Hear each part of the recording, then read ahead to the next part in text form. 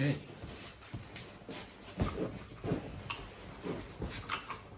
This video is not meant to entertain, but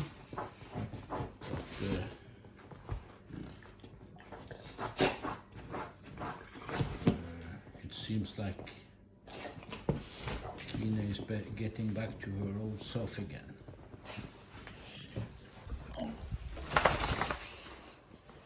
On Saturday,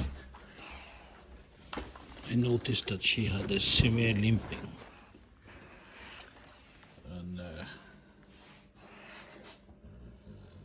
it just got worse. So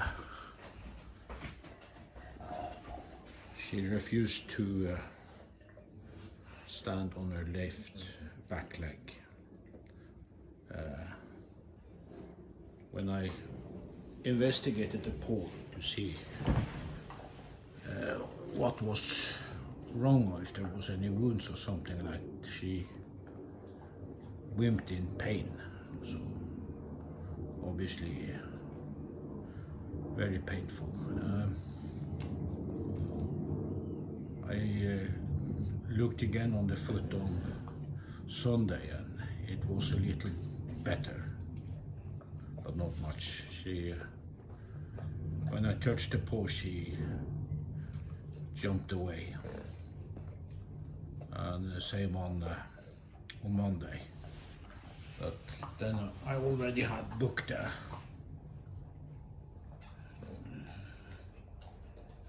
visit to the veterinary, so we went there and to one of the most experienced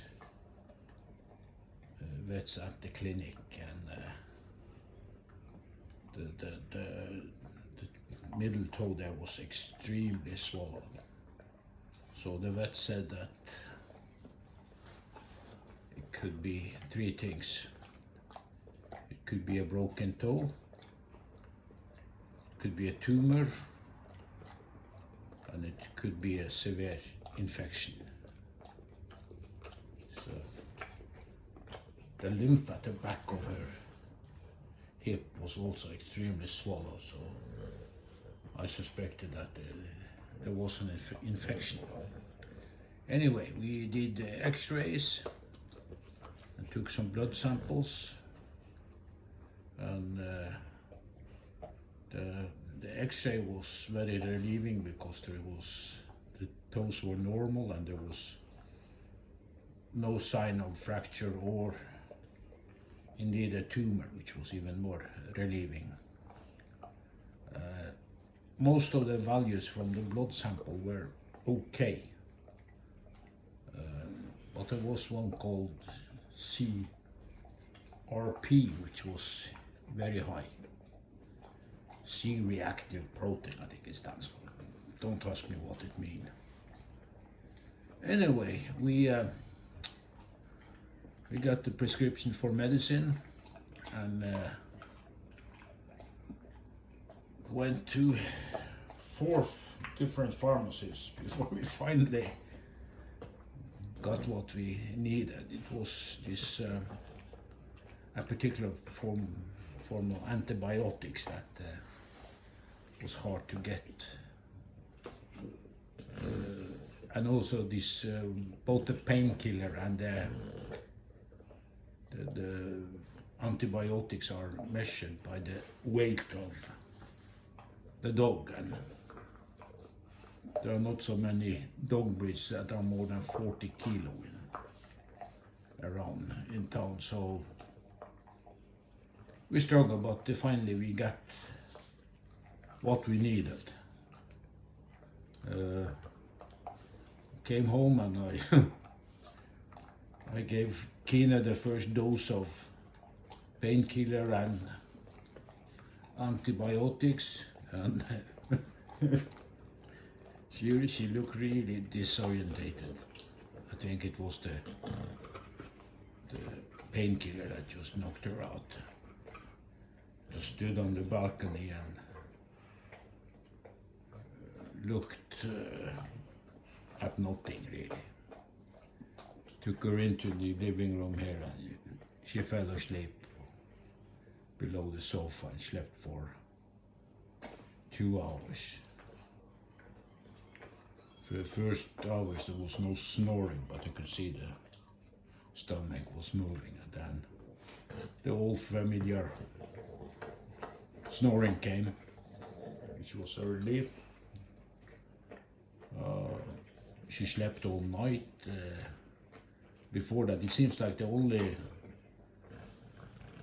time she has trouble with the leg or the paw is when she touches it.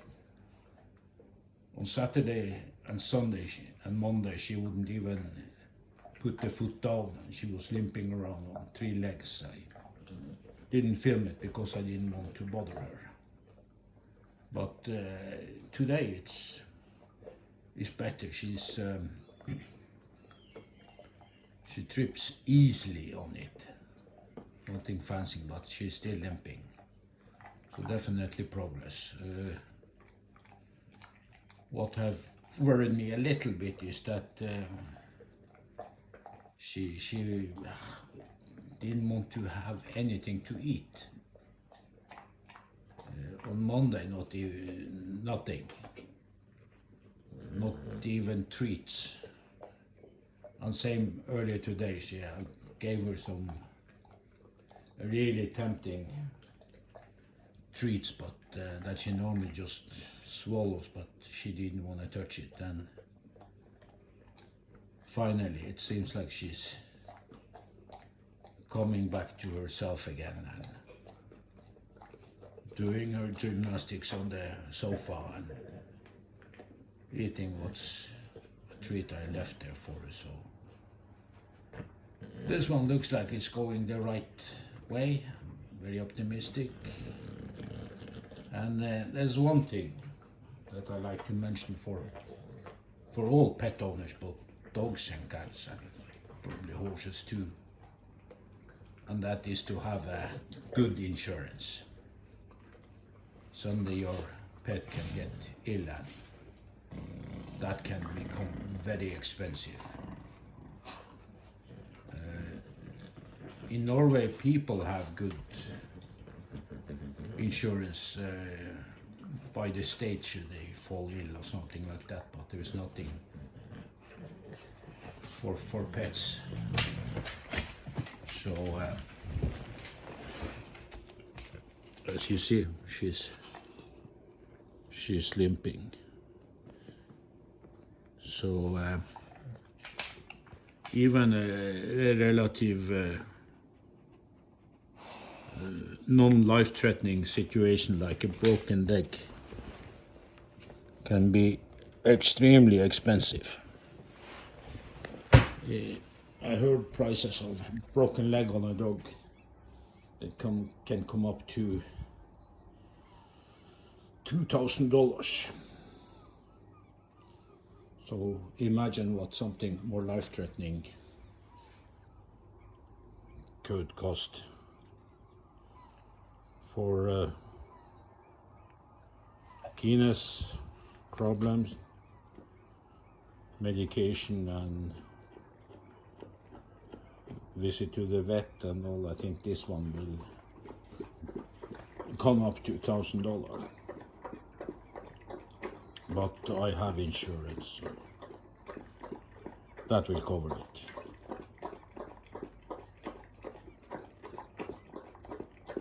But a good reminder that if you have a pet, also have a adequate insurance for your pet.